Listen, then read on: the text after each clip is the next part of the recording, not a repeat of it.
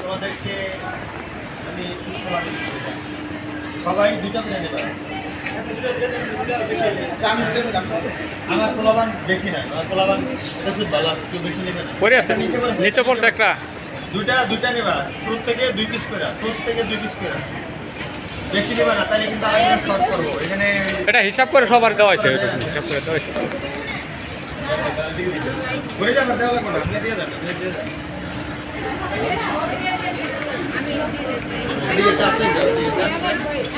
সালাম।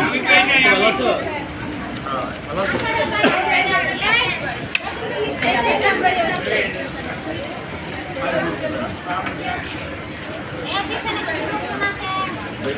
এটা কিন্তু অনেক সুন্দর।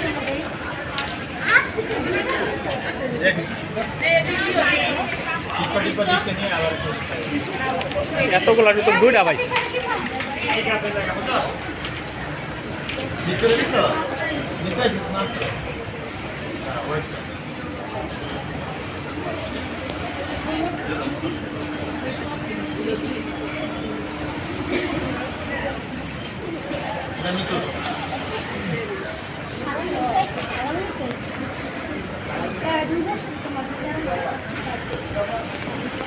আসসালামু আলাইকুম। আলহামদুলিল্লাহ, আজকে আমরা এক পর্যায়ে এসে পৌঁছেছি যেখানে সামনে বন্ধ না, একটু পরে আমাদের ঠিক 11টা বাজে আমাদের ছুটি। প্রথমে কাজের কথা বলবো, পরে অন্যান্য কথা বলবো। ঠিক 11টা বাজে আমাদের ছুটি হবে। 11টার আগে যদি তোমরা কেউ ছবি তুলো, 11টার পরে ছবি তুলে সবাই, কোনো বিশৃঙ্খলা যেন সৃষ্টি করা হয় না। যদি ছবি তোলা লাগে, তুলে দেওয়া লাগে, আমি নিজেরা তুলে দেবো, বিরক্ত জানি দেখি না। এইটা দ্বিতীয়ত হচ্ছে গিয়া পলি ঠলি সব বডি পলি করে দেওয়া লাগবে এবং টেবিল রাইখা দেওয়া লাগবে। টেবিলের উপরে পলি যে বডিগুলো রাইখা, এর উপরে যে আমরা পলি দিয়ে রাইখা উপরে টুল দিয়ে দেয় না, এটা দেওয়া লাগবে। আবার যার টেবিলের পাশে জানালাগুলো ভালো করে চেক দেওয়া লাগবে, যে জানালার পাশে আমার ধূপ দেওয়া আছে কিনা এগুলো দেখবো, কারণ বৃষ্টির সিজন, আমি কিন্তু কালবৈশাখী ঝড় আসবে, এই রাস্তায় সমস্যা। কিন্তু এগুলো হচ্ছে গিয়ে কাজের কথা, সুন্দর মানে সুন্দর করে পরিপাটি করে গুছায় যাবা। এবং প্রসেসে বডি আছে না, এটা যেন তুমি আইসা 9 দিন পরে এসে যেন বুঝতে পারো যে আমার এই প্রসেসে এত পিস বডি আছে, এখানে বডি ছিল, রাইট? এটা যেন থাকে, সবাই বডিটা গুছায় যাবে। এটা হলো গিয়া মানে কাজের কথা বললাম। আর যেটা হচ্ছে গিয়া তোমাদেরকে ডাকছে, সেটা হচ্ছে গিয়া আমাদের আগামীকালকে থেকে ছুটি শুরু। মানে ছুটি কয়দিন? 9 দিন। আশামণি কবে খুলবো বলতো? হ্যাঁ, 28 তারিখ। ডিউটি কটা থেকে? 7:30 থেকে। স্বপ্ন কত? 7:30 থেকে। কবে খোলা কবে? সার্টিফিকেট মনে আছে? তারপরে যদি মনে না থাকে আমি আবার বলি, আমাদের খুলবে খোলা হলো গিয়ে 28 তারিখ শনিবার সকাল 7:30 থেকে, মানে অফিস শুরু হবো। বন্ধ পা নাকি ভিডিও করে দেখা আমি বললাম, মানে কেউ আবার মানে সারছে মারছে না।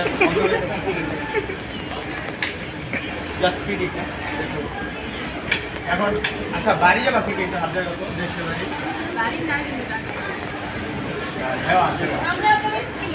1 2 3 4 5 6 7 8 9 10। তাহলে তো আমাদের আমি একটু বাড়ি যাবেন, বাইরে ফেলে আমাদের ভিতরে কিন্তু বাড়িতে যাওয়ার সংখ্যা খুবই কম। আমরা এখানে আছি 33 জন লোক আছে, 33 জন লোক আছে, একজন বেশি 34 জন ভিতরে, তাহলে 34 জন লোক আছে। 34 জনের ভিতরে মাত্র 10 জন বাড়ি যাবে, সবাই কিন্তু এখানেই থাকে। যারা বাড়ি যাবা সবার আগে সেফটি হয়, সবার আগে। এই দেখবা এই রমজান, এই যে যাওয়ার সময়, ঈদের কোরবানির যাওয়ার সময় কিন্তু বড় বড় এগুলো দরকার হলে 2 ঘন্টা, দরকার হলে 1 দিন পরে, হাফ বেলা পরে যায় বাড়িতে যেন যায়, কিন্তু যেন সেফলি যায়। সেফটা যাওয়া ইম্পর্টেন্ট, বাড়িতে যাওয়ার থেকে সেইভাবে যাওয়াটা কিন্তু বেশি ইম্পর্টেন্ট এইটা। আর আরেকটা জিনিস হলো যা, মনে করো আমি মানে ওই সব লোকদের ঘৃণা করি, বিশেষ করে আমি যদি বলো আমার একটা মানে প্রত্যেক মানুষের একটা আলাদা পার্সোনালিটি আছে না, এই যে আমাদের মাঝে আমাদের পুরনো আছে, নামের কি? আমি জানি না। তাহলে আমি ওই সকল লোকদেরকে ঘৃণা করি যেই সকল লোকরা মানে মুখ দিয়ে বলে একটা করে যায় আর একটা। মুখ দিয়ে বলে যেমন কথা বলার সময় মারে নিয়ে অনেক কিছু বলবে, আমার যে জন্মদাতা মা, হ্যাঁ, অনেক কিছু বলবে, কিন্তু প্র্যাকটিক্যালি মারে দেখতে পারে না।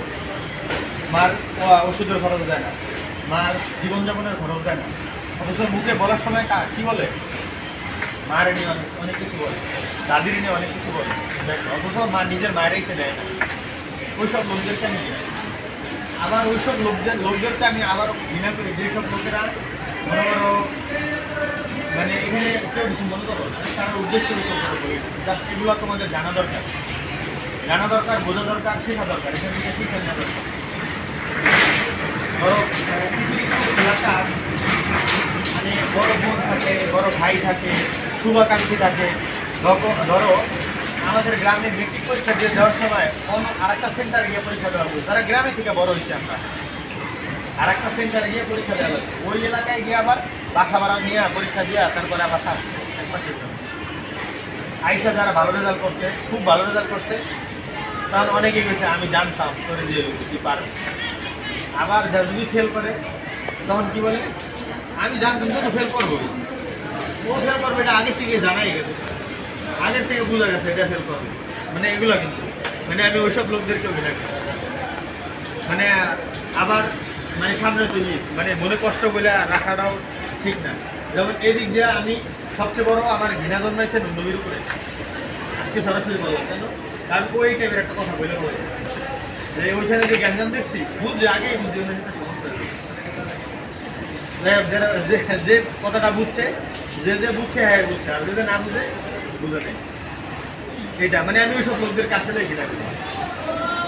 আর হলো গিয়া আমরা মানুষ দেখবা আমরা মুসলমান, তাই না? মুসলমানের কিন্তু মদ খাওয়া হারাম।